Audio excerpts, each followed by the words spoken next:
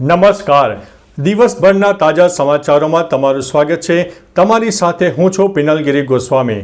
સમાચારો વિસ્તારથી જાણીએ એ પહેલા મહત્વના સમાચારો ઉપર એક નજર. નમસ્કાર મિત્રો આજે તારીખ 25 ફેબ્રુઆરી 2025 છે. વાર છે મંગળવાર. મહત્વની હેડલાઇન્સ ઉપર નજર નાખીએ તો હાર બાદ શોએબ અખ્તર પાકિસ્તાનની ટીમ ઉપર ગુસ્સે થયા છે. ત્યારે આગળ વાત થશે ધોનીએ CSKની જર્સી પહેરીને જોઈ હતી ઇન્ડિયા વર્સિસ પાકિસ્તાનની મેચ. ત્યારે વાત થશે કેનેડાના વિઝા મેળવવાના ચક્કરમાં ભેરવાતા નહીં, થઈ રહી છે મોટી છેતરપિંડી. ત્યારે આગળ વાત થશે બનાસકાંઠાના ગામડાઓમાં મફત હેલ્થ કેર ચેકઅપ શિબિરનું આયોજન કરવામાં આવ્યું હતું. ત્યારે આગળ વાત થશે મહાકુંભમાં અક્ષય કુમારે સંગમમાં ડૂબકી લગાવી છે. આગળ વાત થશે ગુજરાતમાં હૃદય અને શ્વાસની બીમારી ધરાવતા દર્દીઓ ધીમે ધીમે વધી રહ્યા છે. ત્યારે આગળ વાત થશે 45 લાખનો દારૂ પણ ઝડપાઈ ગયો છે. વાત છે ગાંધીના ગુજરાતની. ત્યારે આગળ વાત થશે ખેડૂતો માટે ખુશખબર આવી ગઈ છે. જોઈ લો વિડીયોમાં ખુશખબર. ત્યારે આગળ વાત થશે રાજકોટ શહેરમાં રોગચાળો વકર્યો છે. ડેન્ગ્યુના રોગ ઘણા બધા જોવા મળ્યા છે. ત્યારે આગળ વાત થશે ગુજરાતમાં 250 ઉમેદવારોની અટકાયત કરવામાં આવી છે. વાત છે ટેટ અને ટાટ પાસ કરેલા ઉમેદવારોની. ત્યારે આગળ વાત થશે અમેરિકાથી ડિપોર્ટ થયેલા યુવકે એજન્ટ ઉપર કર્યો છે કેસ. ત્યારે આગળ વાત થશે અમિત ચાવડાના સરકાર ઉપર મોટા પ્રહારો સામે આવ્યા છે. હવે મિત્રો સમાચારો વિસ્તારથી. વિધાનસભાના ગૃહમાં ખ્યાતિ હોસ્પિટલ કાંડ મામલે અમિત ચાવડાએ સમગ્ર રાજ્યમાં આવું રેકેટ ચાલતું હોવાનો આરોપ મૂક્યો છે.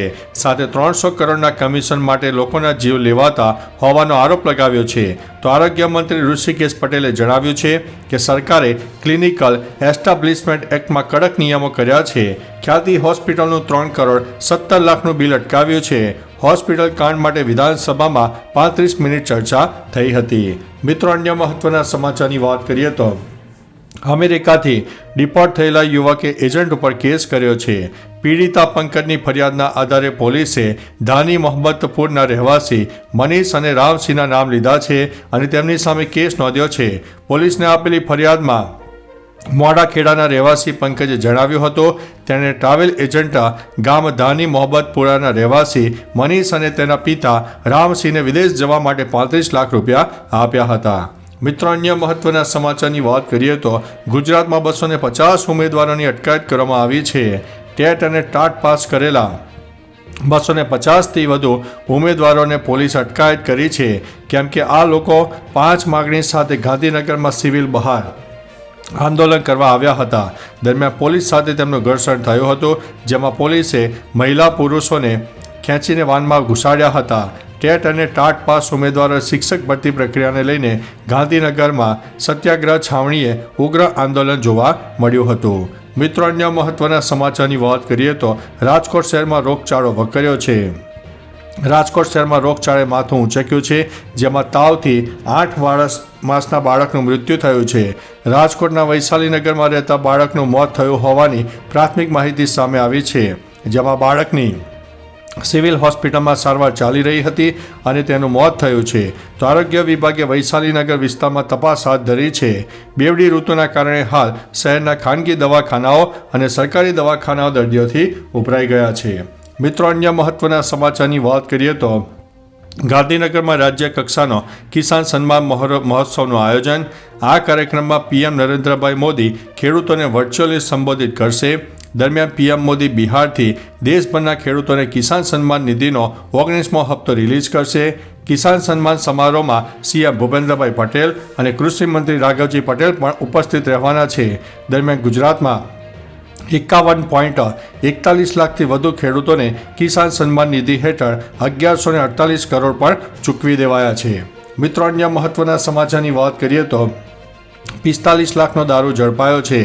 ગાંધીના ગુજરાતમાં ઘણીવાર દારૂ પકડાય છે. આ કિસ્સામાં હજુ એક વધારો થયો છે.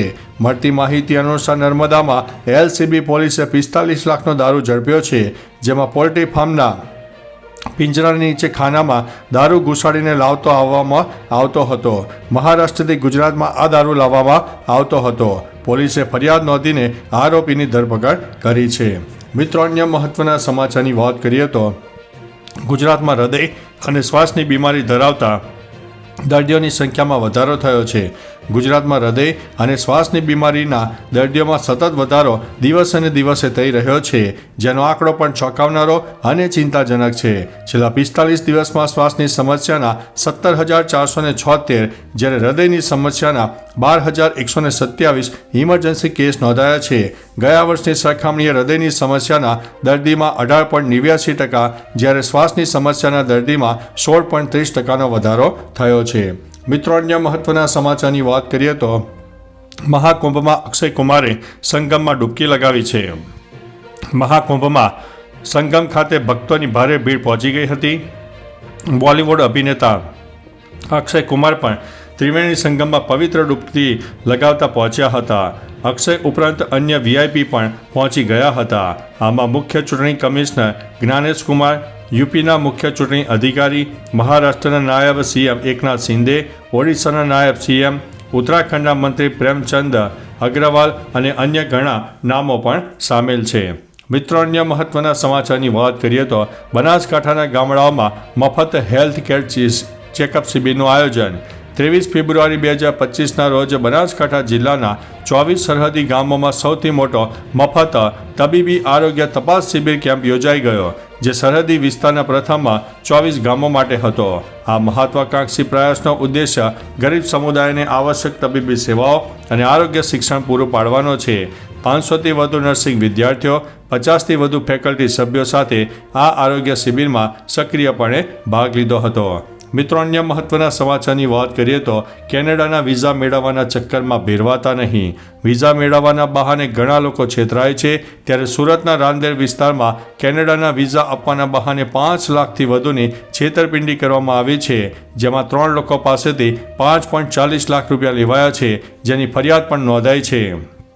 વિઝા ના આપ્યા અને રૂપિયા પણ ગયા, જેને લઈને ઠગ જૈદ મુલ્લા સૈદ મુલ્લા વિરુદ્ધ નોંધાઈને રાંદેર પોલીસ મથકે ફરિયાદ નોંધાઈ છે.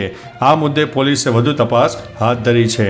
મિત્રો, અન્ય મહત્વના સમાચારની વાત કરીએ તો ધોનીએ સીએસકેની જર્સી પહેરીને જોઈ ઇન્ડિયા વર્સિસ પાકિસ્તાનની મેચ.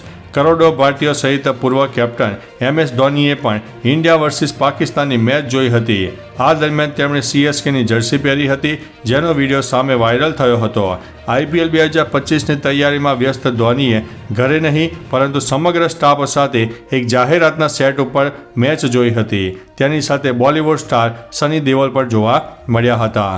મિત્રો, અન્ય મહત્વના સમાચારની વાત કરીએ તો હાર બાદ શોએબ અખ્તર પાકિસ્તાની ટીમ ઉપર ગુસ્સે થયા છે. શોએબ અખ્તરે ઇન્સ્ટાગ્રામ પર એક વિડીયો શેર કરતા કહ્યું છે કે તમે કહી રહ્યો છો કે હવે નિરાશ છું, પણ હું બિલકુલ નિરાશ થયો નથી. તેનું કારણ છે કે મને ખબર હતી કે આગળ શું થવાનું છે. તેમણે આગળ પાકિસ્તાની ટીમ મેનેજમેન્ટ પર સવાલો ઉઠાવતા કહ્યું છે કે જેઓ મેનેજમેન્ટ એવા ખેલાડી પણ છે. ન ખેલાડીઓને ખબર છે ન મેનેજમેન્ટને. તેમને સ્કિલ સેટની જાણકારી જ નથી. તો ચાલો મિત્રો, ફરીથી દેશ અને દુનિયાના સુપરફાસ્ટ સમાચાર લઈને મળતા રહીશો. ત્યાં સુધી અમને રજા આપશો. નમસ્તે.